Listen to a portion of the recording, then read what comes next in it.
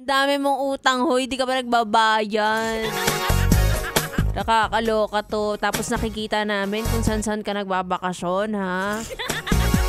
Tigas ng mukha nito. Anyway, I am back. It's me, Ganda Wanda. Kasama niyo pa rin dito sa 101.1 Yes FM.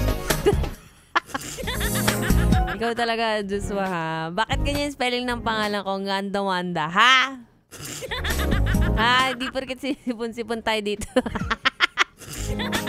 Bakit ba? Ito yung uso ngayon eh. Ewan ko kung ba't ang bilis-bilis talaga kumalat ngayon ng virus. Parang chismis lang.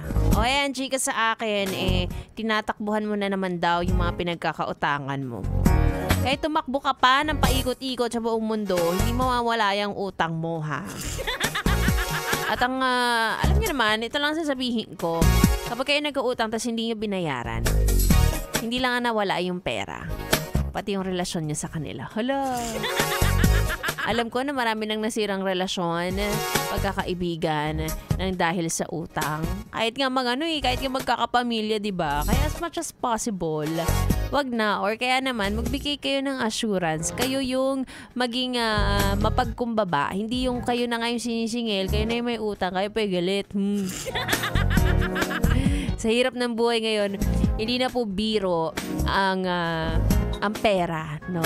Kahit siguro piso, 5 piso, kailangan nyo pa rin ibalik yan.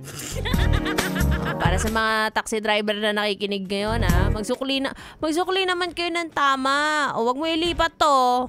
Tatamaan ka, kuya. Ang pasahero mo ngayon, meron siyang sukling 6, tapos sabi mo, wala kang barya.